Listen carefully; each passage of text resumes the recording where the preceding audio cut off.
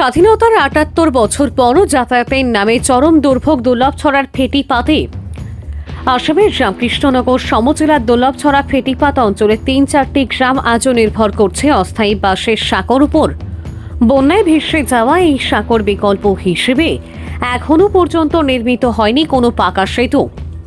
স্বাধীনতার ৭৮ বছর কেটে গেলেও উল্লেখিত এলাকার মানুষ আজও পাকা সেতু না থাকার জন্য চরম দুর্ভোগ পোহাচ্ছেন। প্রতিদিন ঝুঁকি নিয়ে অস্থায়ী বাঁশের সাঁকো পার হতে হয় হাজারো মানুষ সহ পড়ুয়াদেরকে। প্রতি বছর কার্তিক অগ্রহায়ণ মাসে গ্রামবাসীরাই নিজেদের অর্থ ব্যয় করে এবং শ্রম দিয়ে তৈরি করেন এই অস্থায়ী সাঁকো। বন্যার সময় এই সাঁকো ভেসে গেলে বন্ধ হয়ে যায় ছাত্রছাত্রী, রোগী ও সাধারণ মানুষের চলাচল। জরুরি অবস্থায় অসুস্থ রোগীকে হাসপাতালে নিতেও পড়তে হয় চরম দুর্ভোগে। এই সিংলা নদীর উপর সেতুটি মূল রাস্তা ও প্রধান সড়কের সঙ্গে যোগাযোগের একমাত্র পথ হওয়া সত্ত্বেও এখনো পর্যন্ত কোনো উন্নয়ন হয়নি। বহু সরকার এসেছে, বহু সরকার গেছে, তবুও গ্রামের এই যাতায়াত সমস্যা নিরসনে কারণ নজর পড়েনি বলে অভিযোগ। এই মর্মে ভুক্তভোগীরা সংবাদ মাধ্যমের সম্মুখে তাদের দুর্দশা লাঘবে উল্লেখিত স্থানে একটি পাকা সেতু নির্মাণের জন্য বিধায়ক সহ মুখ্যমন্ত্রীর দৃষ্টি আকর্ষণ করেন। ভানুচন্দ্রের রিপোর্ট, আসাম ক্রাইম নেটওয়ার্ক।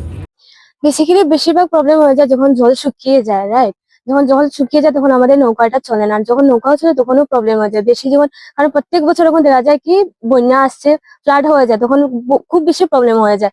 আর যখন শুকিয়ে যায় জল তখন আরো বেশি প্রবলেম হয়। যারা মহিলা আছে তাদের জন্য, তাদের কি করতে হয়, তখন নৌকা চলে না, আর মানুষের কি করতে হয়, কাপড়টা একটু উঠিয়ে, মানে প্যান্ট হোক বা শাড়ি একটু উঠিয়ে যেতে হয়।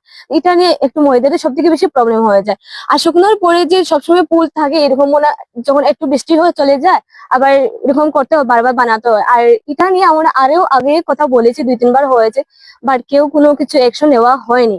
আর আপনারা যদি আমাদেরকে হেল্প করেন তাহলে এটার জন্য বিশেষ বিশেষ ধন্যবাদ। এখান থেকে প্রায় আমাদের এখানে জাস্ট ফেটিপাত না, পিছন দিকে আরো গ্রাম আছে যাদের ওইখান থেকেও মানুষরা আসে, ছোট ছোট বাচ্চারাও এদিকে স্কুল কলেজে যাওয়ার জন্য যাতায়াত করে। প্রাইভেটে জমবো না, প্রাইভেট স্কুলে যাওয়ার জন্য সবাই ছোট ছোট বাচ্চারা, ইভেন এলকেজি ইউকেজি এখান থেকে চলে যাওয়া, মানে যাওয়া আসা করে।